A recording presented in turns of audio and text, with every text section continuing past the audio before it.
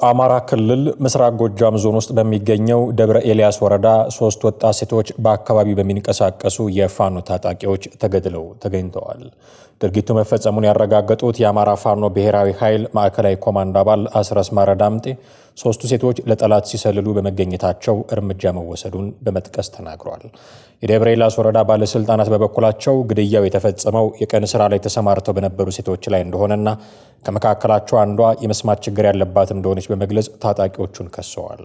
ከ17 እስከ 19 ዓመት ዕድሜ ያላቸው 3 ሴቶች ከደብረ ኤልያስ ከተማ ወጣ ብሎ ባለ ጥጃ ጎጠር መገንጠያ የተባለ አካባቢ ተገድለው የተገኙት ማክሰኞ ታህሳስ 21 ቀን 2018 ዓ.ም እንደሆነ የወረዳው የሰላምና ደህንነት ጽሕፈት ቤት ኃላፊ ደምሳለኝ ተናግረዋል።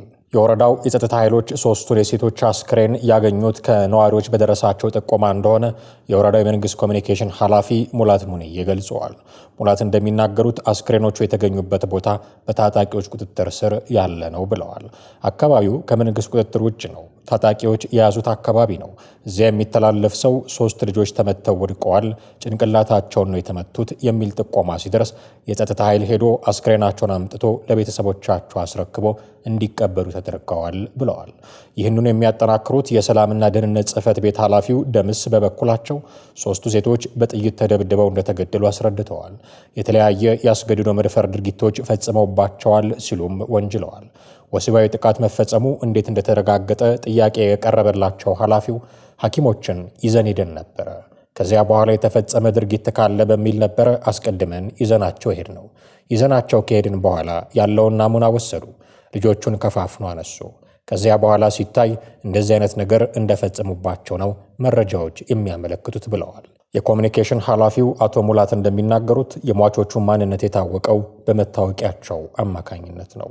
ከሟቾቹ አንዷ የሆነችው ሙያነሽ ተሾመ የ17 ዓመት ታዳጊ እንደነበረች የሰላምና ደህንነት ጽሕፈት ቤት ኃላፊው ደምስ ተናግረዋል። ትህትና ወይንም ቃል ኪዳን አለህኝ እና መልካም ታዴ የተባሉት 2ቱ ሟቾች ደግሞ 18 እና 19 ዓመታቸው እንደነበረም ገልጸዋል። 3ቱ ሴቶች ላይ የተፈጸመው ግድያ ለመጀመሪያ ጊዜ ይፋ የሆነው በአካባቢው ከሚንቀሳቀሱት የፋኖ ታጣቂዎች ጋር ግንኙነት ያላቸው የፌስቡክ ገጾች ባጋሩት ልጥፍ ነው። በአማራ ፋኖ ብሔራዊ ኃይል ቴዎድሮስ እዝ 206ኛ ኮር የህዝብ ግንኙነት ስም ፌስቡክ ላይ የተለጠፈ ጽሑፍ የጠላትን ተልዕኮ ተቀብለው ለ9 ወራት መረጃ ሲያቀብሉ በነበሩ ባንዳዎች ላይ እርምጃ መወሰዱን ይገልጻል። የፋኖ ካምፕ አለበት በተባለበት ሁሉ እየተዘዋወሩ መረጃ ሲያቀብሉ ነበር በማለት የሚከሰው የፌስቡክ ልጥፉ በህዝቡ ለደረሰው የህይወት የሀብትና የንብረት ጉዳት ተጠያቂ ናቸው በማለት ይወነጅላል። በዚህ ምክንያት ሌሎችን ያስተምራል በማለት በተጠርጣሪዎች ላይ አስፈላጊውን እርምጃ ወስዷልም ይላል። በማህበራዊ ሚዲያ ላይ ስለተሰራጨው ይህ መረጃ ቢቢሲ ጥያቄ ያቀረበለት የአማራ ፋኖ ብሔራዊ ኃይል ማዕከላዊ ኮማንዶ አባል አስረስ ማረዳምጤ የጉዳዩን ትክክለኛነት አረጋግጧል። 3ቱ ሴቶች ካለፈው የክረምት ወር ጀምሮ ለረጅም ጊዜ የስለላ ስራ ሲሰሩ ነው የቆዩት በማለት የሚከሰው አስረስ ይህንን የሚያደረጉት በቀን ሰራተኝነት ሽፋን ነው ይላል። ይህንን የስለላ ስራቸውን ሪፖርት የሚያደርጉት በአካባቢው ላሉት የሚሊሻና የመከላከያ እንዲሁም የአድማ ብተና አመራሮች መሆኑን በሚገባ የተረጋገጠ ነው ሲልም ተናግረዋል። እንደ አስረስ ማረ ገለጻ 3ቱ ሴቶች የተያዙት ወታደራዊ ስልጠና ከሚወስዱ ምልምሎች ጋር በመመሳሰል በስልጠናው ቦታ ስልጠና የሚወስዱ መስለው ለምዝገባ በቀረቡበት ወቅት በታየባቸው የሰላይነት ምልክት የተነሳ ነው ይላል። ያንን ተከትሎ በተደረገ ጥብቅ ክትትል በቁጥጥር ስር ውለው ምርመራዎች ተደርገዋል። ይጠቀሙባቸው የነበሩ ስልኮችን፣ የነበራቸውን እንቅስቃሴ፣ እነማን ተልዕኮ እንደሰጧቸው ጭምር እነሱም አምነዋል ብሏል። በተለይ ደግሞ ጅበላ ሙተራ የሚባል ሻለቃ ላይ ጉዳት እንዲደርስ ደንባ፣ አንገታም፣ ጃንተክልና ሊባኖስ የተባሉ ቀበሌዎች ላይ መረጃ ሲያጣሩ እንደነበረ ከራሳቸውም አንደበት ተረጋግጧል። ከሌሎች መረጃ ከተቀበሏቸው ሰዎችም ተረጋግጧል። ከያዛቸው የግንኙነት መሳሪያዎችም ጭምር ተረጋግጧል በማለት ተናግሯል። የደብረ ሊባኖስ ወረዳ አመራሮች ግን ወጣቶቹ ሴቶች የስለላ ስራ ላይ ተሰማርተው ነው መባሉን አይቀበሉትም። የወረዳው ሰላምና ደህንነት ጽሕፈት ቤት እንዲሁም የኮሚኒኬሽን ኃላፊዎች ግድያው የተፈጸመው ሰሊጥ የመሰብሰብ ስራ ላይ ተሰማርተው በነበሩ የቀን ሰራተኞች ላይ እንደሆነ በመግለጽ የታጣቂዎቹን ውንጀላ ውድቅ አድርገዋል።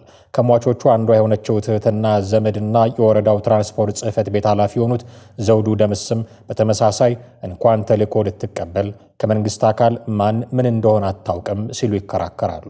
ሌላኛው አሟች መልካም ታዴም የቀን ሰራተኛና ሻይ ቤት ነው የምትሰራው ይላሉ። በታጣቂዎች ፌስቡክ ላይ በተለቀቀው ቪዲዮ ላይ ዘመዳቸው የሆነችው ሟች ስማቸውን በመጥቀስ የጸጥታ ኃይል አስተባባሪ እንደሆኑ መናገሯን ያነሳሉ። እኔ ደግሞ ስራዬ ከፖለቲካው ጋር የሚያገናኝ ሳይሆን የመንገድ ትራንስፖርት ኃላፊ ነኝ የሚሉት አቶ ዘውዱ በቪዲዮ ላይ ይህንን የተናገረችው በተፈጸመባት ድብደባ ምክንያት ነው ብለው እንደሚያምኑ አስረድተዋል። ድብደባ ደርሶባታል። ብዙ መከራ አይታለች። ተደብድባለች፣ ተቀጥቅጣለች። በወሬ ደረጃ ከ1 ወር ከ2 ሳምንት በላይ ታስራለች። የምታውቀኝ እኔ ስለሆንኩ ዘውዱ ብላ ተልዕኮ ተሰጥቶኝ ነው እንዲህ ነው የሚል መልእክት አስተላልፋለች ሲሉ ለቢቢሲ ተናግረዋል። ሁለቱ የወረዳ አመራሮችም በተመሳሳይ የተወነጀሉበትን ድርጊት ያመኑት ድብደባ ተፈጽሞባቸው ነው የሚል መከራከሪያ አንስተዋል። የአማራ ፋኖ ብሔራዊ ኃይል ማዕከላዊ አመራሩ አስረስ ማረዳምጤ በበኩሉ በሶስቱ ሴቶች ላይ ድብደባና ወሲባዊ ጥቃት ተፈጽሟል በሚል የቀረበውን ክስ ውድቅ አድርጓል። የፋኖን ስም ለማጥፋት ያገዛዙ ሰዎች የሚናገሩት ነገር ነው እንጂ ሐሰተኛ ነው የሚለው አስረስ በአካባቢው ከሚገኘው ሕዝብ መካከል መርጠን እነዚህ 3 ሴቶች ላይ እርምጃ ልንወስድ የምንችልበት አንዳችም የተለየ ምክንያት የለም ሲልም ተከላክሏል። የደረሰባቸውም የጾታ ጥቃት የለም። ቃለ ምልልሱንም የሰጡት በነጻነት ያለምንም አስገዳጅነት የተሰጠ መረጃ ነው። ሰራዊቱ በተለየ ሁኔታ እነሱ ላይ ጾታዊ ጥቃት የሚያደርስበት፣ በተለየ ሁኔታ ደግሞ እነሱ ላይ እርምጃ የሚወስድበት ሌላ ምክንያት የለም በማለት መከራከሪያዎቹን አጠናክሯል። አስረስ ስለላ ላይ ተሰማርተዋል በማለት የሚከሳቸውን ሴቶች እንደ ተዋጊ ኃይል እንደሚቆጥራቸውም ተናግረዋል። በሕገ ደንባችን መሰረት ለጠላት ስለላ ስራ ሲሰራ የተገኘ ማንኛውም ሰው ላይ የሞት ቅጣት እርምጃ እንደምንወስድ፣ ሌላም አካባቢ ተመሳሳይ እርምጃዎችን እንደምንወስድ ይታወቃል ብሏል።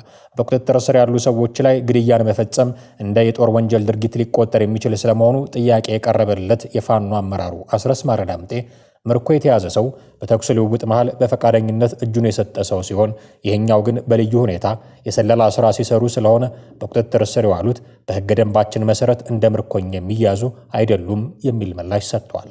በዓለም አቀፍ የጦር ወንጀለኝነትና ምርኮኛ አያያዝ ሕግ የተቀመጡትን ድንጋጌዎች የሚጥስ ነው ብለን አናምንም ሲልም አቋሙን ግልጽ አድርገዋል። በዚህ አይነት ድርጊት ውስጥ በስፋት ተሰማርቶ ተገኝቷል ባሉት ፋኖ ላይ ብዙዎች ይህን መሰል ተቃውሟቸውን እያሰሙ ነው። ጭካኔው አረመኔነቱ ልክ አጣ። 3 ሴቶች አስለፍልፎ መጨረሻ ላይ አረሸኗቸው። ተሰልላላችሁ ብለው እነዚህ ሴቶች ማለት ነው።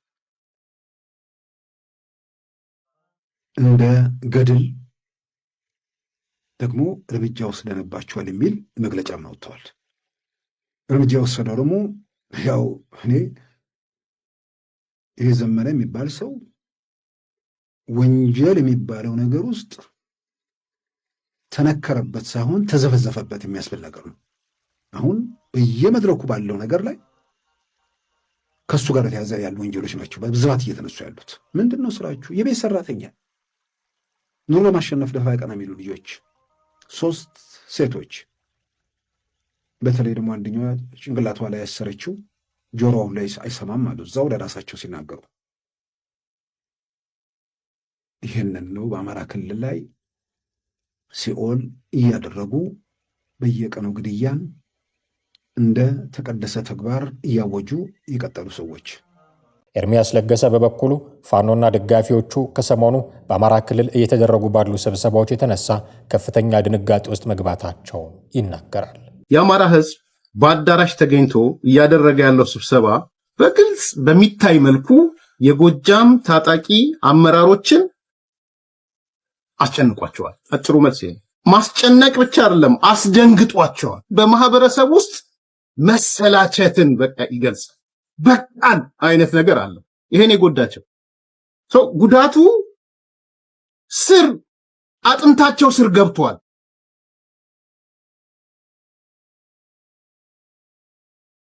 እነሱ ጋር ብቻ አይደለም፣ የዲያስፖራ ደጋፊዎቻቸው እኔ የዚህን ያህል ይሄ ሰሞኑን ያየነውን አይል ድንጋጤ ደንግጠው አያውቁም። በነገራችን የሰሞኑ በየከተሞቹ የተካሄደው ስብሰባ ስንት ሺህ ማይልስ ተሻግሮ ዲያስፖራ ራሱ የሚገባበት ጠፍቶታል። የነሱ ደጋፊ ማለት ነው።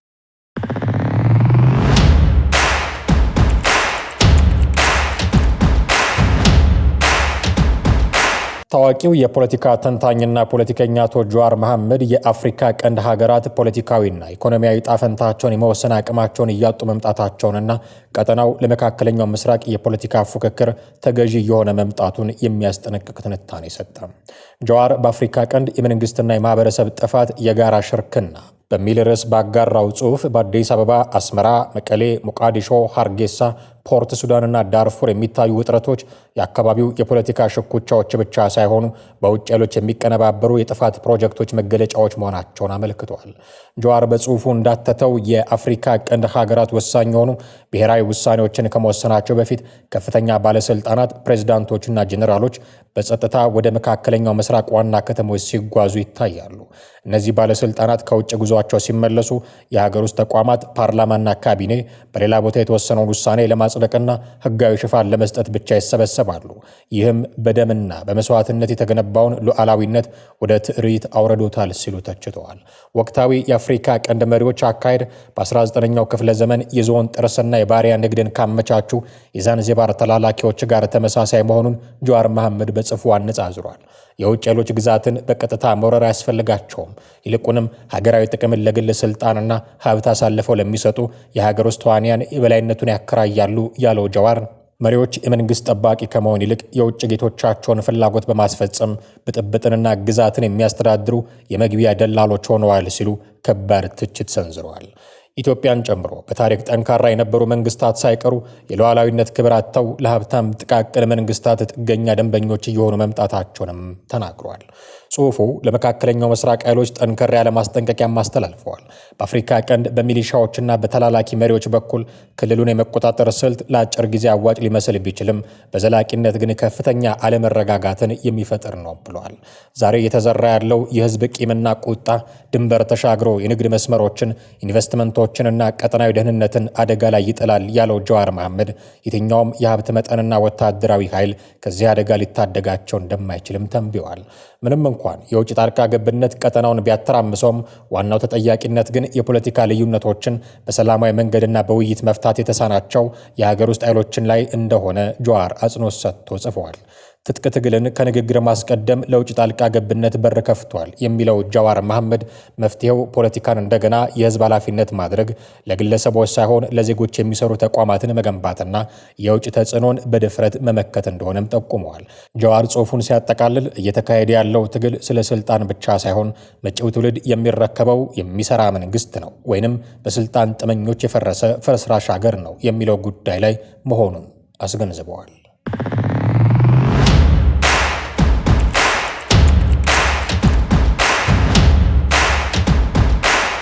እኔ የማወጣው ጉማ የለም። የኦሮሞ ህዝብ እንዲያውቅልኝ የምፈልገው ነገር እጄ ከዚህ ነገር ንጹህ ነው። ድምፃዊው አንዱዓለም ጎሳ። ድምፃዊ አንዱዓለም ጎሳ ከሰሞኑ ሽምግልናና ከፍቅረኛው ቀነኒ አዱኛ አሟሟት ጋር በተያያዘ በቪዲዮ መልእክቱን አስተላልፈዋል። ድምፃዊው እኔ የማወጣው ጉማ የለም በማለት እጁ ከነገሩ ንጹህ እንደሆነ የኦሮሞ ህዝብ ይወቅልኝ ሲል ተናግሯል።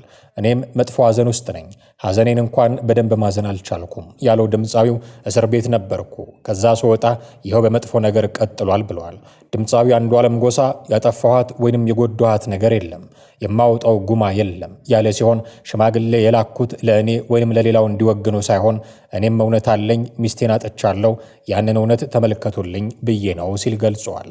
እኔና ቀኖ ቆንጆ የፍቅር ግንኙነት አለን፣ ግን ጭንቀት ነበረባት። ጭንቀቱ ቤት ከመዋል ይሆናል ብዬ አብረን እንድንሰራ የኢንተርቴንመንት ስራ ከፍቼ ሰጠቻት ነበረ። ይህንን ካደረግኩ በኋላ ራስን የማጥፋት ሙከራ ማድረጓን ቀጥላለች። ነገሩ ከአቅሜ በላይ ስለሆነ ለአባቷ ስደውዬ ይህ አጋጥሞኛል፣ ይህ ችግር ደርሶብኛል፣ መኖር አልቻልኩም አለችው። እኔም ተቀብዬ እንድትጨነቁ አይደለም፣ ነገር ግን ከቀን ወደ ቀን እየከሳች ነው፣ መፈታት አለበት ነገሩ ብያለሁ። ለማንም ጠርቼው ይህንን ነገር ፍቱላት ብዬ ተሰብሰቡ ብዬ አውርቻለሁ። ሆኖም መልስ የሰጠም ሆነ ተገናኝቶ የመከረ በጉዳዩ ላይ የለም። ስለሷም የጠየቀኝ የለም። የቀነኒ ወንድም ሊበንም ደግሞ አይቷታል። ሁኔታውን ጭንቀት ውስጥ እንዳለች አንድ ቀን ብቻዋን እንድትውል አድርጎ፣ አንድ ቀን ደግሞ ከኔ ጋር እንድትውል አድርጎ ሁኔታዋን ውሎዋን አይተዋል። የሚያተረፈን ፈጣሪ ነው። ነገር ግን ይህን ነገር እያየክ ዝም አትልም። ራስን የማጥፋት ሙከራ በተደጋጋሚ ታደርጋለች ብለዋል። ድምፃዊው አንዱዓለም ጎሳ ፍቅረኛው ቀነኒ አዱኛ በተደጋጋሚ ራሷን ለማጥፋት እንደምትሞክር ተናግሯል። ሕይወቷ ባለፈበት ቀን ስለተፈጠረው ነገር ሲያስረዳም ሆስፒታልም አብረን ሄደናል። የልደቷን ፎቶ የተነሳችበት ቦታ የወሰድኳት እኔ ነኝ።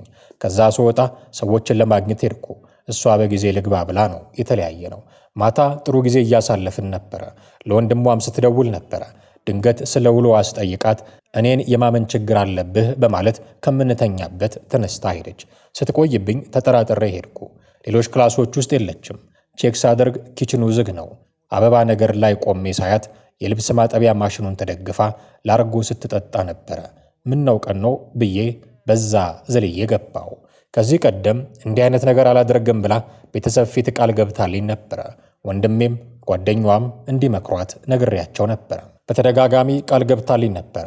ነገር ግን ቃሉን ስላልጠበቀችልኝ በዚያን ጊዜ እኔም ሰው ነኝና እንደዚህ አይነት ሕይወት መኖር አልችልም፣ በተደጋጋሚ እያደረግሽ ስለሆነ ነገ ቤተሰብ ጠርቼ እንለያያለን አልኳት። ከዛ በሩን ለመክፈት በሩ ጋር እንደደረስኩ እንደዛ ነው እንዴ ይስፋልክ ብላ ከፎቅ ላይ ዘለለች። እኔ ሊይዛትም አልደረስኩም። መጮህ ብቻ ነበር የቻልኩት። ጮኩኝ። ልጆቹም ተነሱ። ያለው ነገር የተፈጠረው ይህ ነው ሲል አስረድተዋል። አክሎም ቀኖዬ ያደረገችኝ ነገር የለም፣ እሷን የመጎዳበት ምንም ምክንያት የለም። ተይ ብዬ መምከር ከመደገፍ ውጭ ያደረኳት ነገር የለም። እጄ ንጹሕ ነው። ሽማግሌዎቹ ይህንን ይመልከቱልን፣ ከቤተሰቧ ጋር ግንኙነቴን ያስቀጥሉ ብዬ ነው የላኩት። ስለ ጉማም አልተወራም። እጄ ንጹሕ ነው፣ የማውጣው ጉማ የለም ሲል ገልጿል። ድምፃዊ አንዱዓለም ፖሊስ የቀነኒ አዱኛን ግድያ ማግኘቱን ገልጾ በየገጹ ብዙ ነገር ይወራል፣ ለቤተሰብ ለእኔም ለሁሉም በዲያሪው ላይ ስንብት አለ ብሏል። ከቻላችሁ እውነትን በጥልቀት ተመልክታችሁ ድረሱበት። ባሉባልታ ያለኝን ግንኙነት አታፈርሱ፣ እሷም በሰላም ትረፍ፣ ነፍሷንም እረፍት አትንሷት ያሉ አንዱዓለም ጎሳ እኔም ተረጋግቼ ለምትጠይቁት ጥያቄ መልስ ለመስጠት ዝግጁ ነኝ ብለዋል።